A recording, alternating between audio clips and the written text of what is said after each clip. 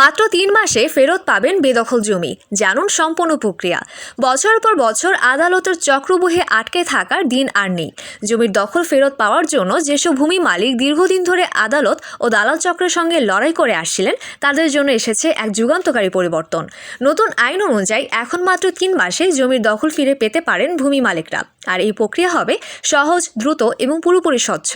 ভূমি অপরাধ প্রতিরোধ ও প্রতিকার আইন ২০২৩-এর আওতায় ২০২৪ সালে প্রণীত বিধিমালা অনুযায়ী ভূমি দখল নিয়ে আর জজ কোর্টে মামলা ঠুকে সময় নষ্ট করতে হবে না। এখন যদি কেউ নিজের জমি জোরপূর্বক দখল হয়ে যেতে দেখে, তিনি সরাসরি এক্সিকিউটিভ ম্যাজিস্ট্রেটের কাছে আবেদন করতে পারবেন। মাত্র ৩ মাসের মধ্যে এই আবেদন নিষ্পত্তি করা হবে।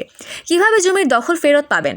নতুন বিধিমালার ৬ নম্বর ধারা অনুযায়ী জমি দখল হয়ে গেলে ভুক্তভোগী ব্যক্তি নির্ধারিত ফর্মে আবেদন জমা দিবেন।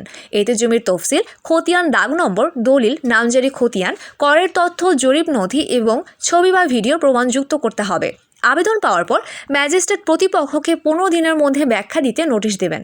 মাঠ পর্যায়ে তদন্ত ও শুনানির ভিত্তিতে সিদ্ধান্ত নেওয়া হবে এবং প্রয়োজনে একতরফা আদেশ দিয়েও জমির দখল ফেরত দেওয়া সম্ভব হবে।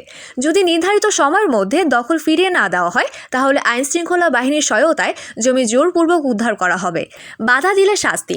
নির্ধারিত সময় নিষ্পত্তি জমির দখল হস্তান্তরের কোনো বাধা প্রদান করলে অভিযুক্তের বিরুদ্ধে ফৌজদারি মামলা বা মোবাইল কোর্টের মাধ্যমে শাস্তিমূলক ব্যবস্থা নেওয়া হবে। আইন অনুযায়ী প্রতিটি আবেদন সর্বোচ্চ ৩ মাসের মধ্যে নিষ্পত্তি করতে হবে। যদি কোনো কর্মকর্তা দায়িত্বে অবহেলা করেন, তবে তার বিরুদ্ধে বিভাগীয় ব্যবস্থা নেওয়া হবে।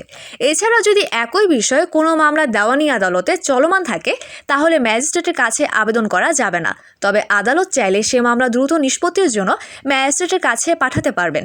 এই নতুন আইন ভূমি মালিকদের জন্য একটি নতুন যুগের সূচনা করছে, যেখানে আর বছরের পর বছর অপেক্ষা করার প্রয়োজন নেই। মাত্র ৩ মাসেই ফিরে পাবেন নিজের জমির ন্যায্য দখল এবং পুরো প্রক্রিয়াটি হবে দ্রুত ও সহজ।